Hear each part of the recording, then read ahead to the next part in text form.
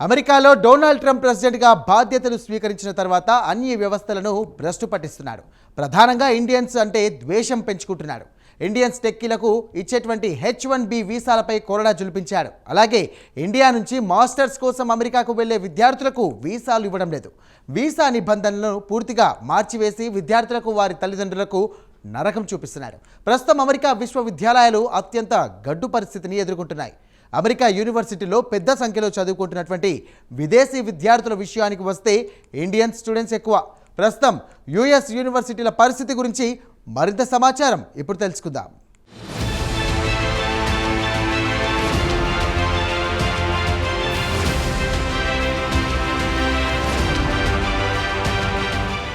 ఇండియాకు చెందిన విద్యార్థులు బీటెక్ డిగ్రీ పూర్తి చేసిన తర్వాత తదుపరి గోల్ అమెరికాకు వెళ్లి మాస్టర్స్ చేసి ఏదైనా పెద్ద ఐటీ కంపెనీలో ఉద్యోగం సంపాదించుకుని అమెరికాలో స్థిరపడాలని కలలు కంటూ ఉంటారు. ప్రస్తుతం ఇండియా స్టూడెంట్స్ కలలపై ట్రంప్ చన్నీళ్లు చల్లాడు. వీసాలు ఇవ్వకుండా ఇబ్బందులు పెడుతున్నాడు. దీంతో విదేశాల నుంచి స్టూడెంట్స్ రాకపోవడంతో స్థానికంగా అమెరికా యూనివర్సిటీలు ఆర్థికంగా తీవ్ర ఇబ్బందులు ఎదుర్కొంటున్నాయి.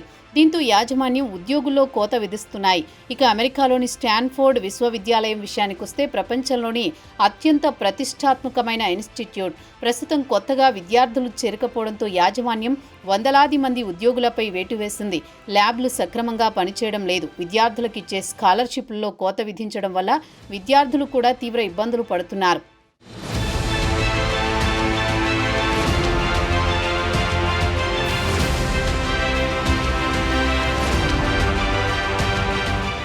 ఇక స్టాన్ఫోర్డ్ యూనివర్సిటీ నిధుల కొరతతో తీవ్ర ఇబ్బందులు పడుతోంది. దీంతో ఉద్యోగులను తగ్గించుకోవాల్సిన పరిస్థితి ఏర్పడింది.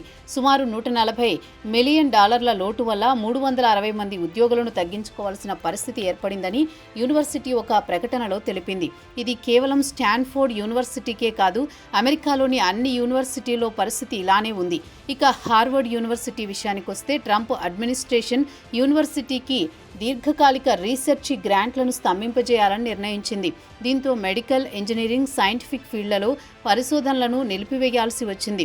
కాగా వైట్ హౌస్ డిమాండ్లను యూనివర్సిటీ అంగీకరించలేదు.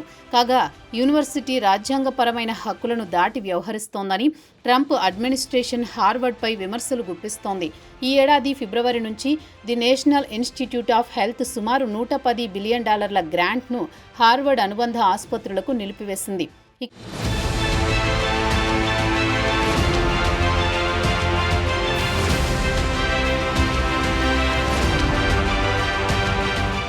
ఇక కొలంబియా యూనివర్సిటీ విషయానికొస్తే 180 మంది రీసెర్చర్స్కు ప్రభుత్వం ఇచ్చే గ్రాంట్లను నిలిపివేయడం వల్ల వారు ఉద్యోగాలు కోల్పోయారని క్యాంపస్ పబ్లికేషన్స్ పేర్కొంది. అటు తర్వాత యూనివర్సిటీ $200 మిలియన్ సెటిల్మెంట్కు ప్రభుత్వంతో ఒక ఒప్పందానికి వచ్చినా పెద్దగా ఫలితమేమీ కనిపించలేదు. కాగా ట్రంప్ ప్రభుత్వం ఏడాది జూలైలో వన్ బిగ్ బ్యూటిఫుల్ యాక్ట్ అనే కొత్త చట్టం ద్వారా పలు మార్పులు తీసుకువచ్చారు. దానిలో భాగంగా యూనివర్సిటీ గ్రాంట్లలో కోత విధించడం జరిగింది. అయితే తాజాగా ఈ వారంలో యుఎస్ స్టేట్ డిపార్ట్మెంట్ సుమారు 6,000 మంది స్టూడెంట్స్ వీసాలను రద్దు చేసింది. కాగా వీరిలో కొంతమంది విద్యార్థులు కొన్ని యూనివర్సిటీల్లో చేరాల్సి ఉంది.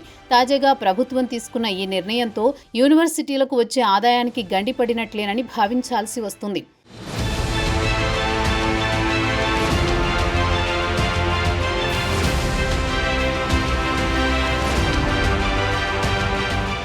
ఇక ఇండియన్ స్టూడెంట్స్ విషయానికి వస్తే అమెరికాలో ఇతర విదేశీ విద్యార్థులతో పోల్చుకుంటే ఇండియన్ స్టూడెంట్స్ ఎక్కువగా ఉంటారు. ఇక యుఎస్లో ప్రస్తుతం ఇండియన్ స్టూడెంట్స్ అత్యంత గడ్డు పరిస్థితి ఎదుర్కొంటున్నారు. ట్రంప్ అడ్మినిస్ట్రేషన్ వీసా స్క్రూటినీలను తీవ్రతరం చేశారు. ఈ ఏడాది యుఎస్ స్టేట్ డిపార్ట్మెంట్ సుమారు 6,000 మంది విద్యార్థుల వీసాలను రద్దు చేసింది.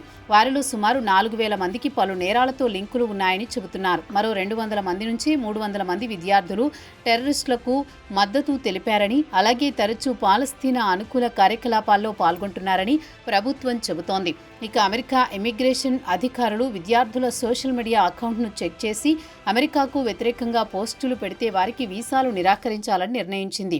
ఇక పలు కేసుల్లో people students and exchange visitor information system రికార్డ్స్ను అకస్మాత్తుగా రద్దు చేస్తున్నారు. దీంతో విద్యార్థులు కోర్టును ఆశ్రయించాల్సి వస్తోంది.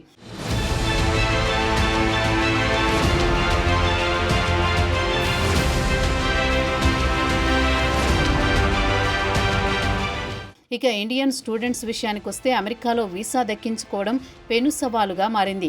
విద్యార్థులకు ఇచ్చే F1 వీసాలను స్టేట్ డిపార్ట్మెంట్ కాన్సులేట్ స్కెడ్యూల్డ్ అపాయింట్మెంట్లను తరచూ మారుస్తూ పోతోంది.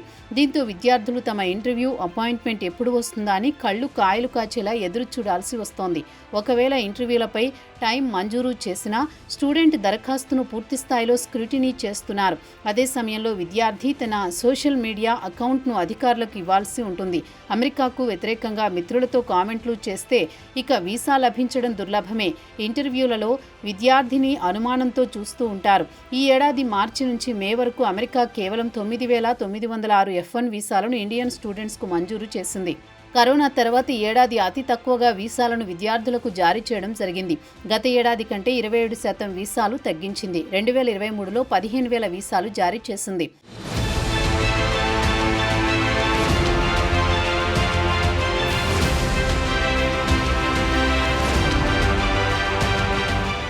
ఇక అమెరికా వీసా దరఖాస్తు ఫీజు ధర కూడా విపరీతంగా పెంచేసింది.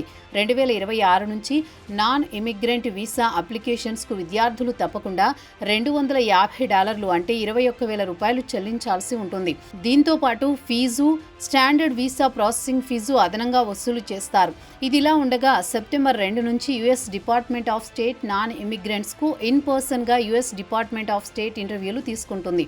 వారిలో 14 ఏళ్ల కంటే తక్కువ వయసు వారి నుంచి 79 ఏళ్ల వయసు వారికి వీసా ఇంటర్వ్యూలు ఉంటాయి.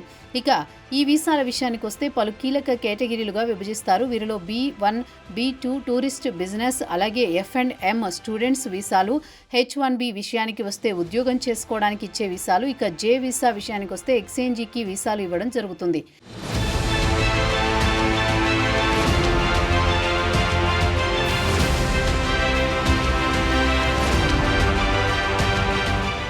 ఇక ట్రంప్ గొప్పగా చెప్పుకుంటున్న one big beautiful bill act విషయానికి వస్తే ఈ ఏడాది జూలైలో అమెరికా ప్రభుత్వం ఈ కొత్త చట్టాన్ని తీసుకువచ్చింది. దాన్ని H1B బిల్లు లేదా HR1 అని పిలుస్తారు. దీని ప్రధాన ఉద్దేశం ఏమంటే ప్రభుత్వం పెద్ద ఎత్తున రుణాలు తీసుకోవడంతో పాటు బిల్లులు చెల్లిస్తుంది. కాగా ఈ బిల్లును టెస్లా చీఫ్ ఎలన్ మస్క్ తీవ్రంగా వ్యతిరేకించారు. ఇప్పటికే $36 ట్రిలియన్ అప్పుల్లో కూరుకున్నాం, దీంతో అప్పులు మరింత పెరిగిపోతాయని అభ్యంతరం వ్యక్తం చేసిన విషయం తెలిసిందే.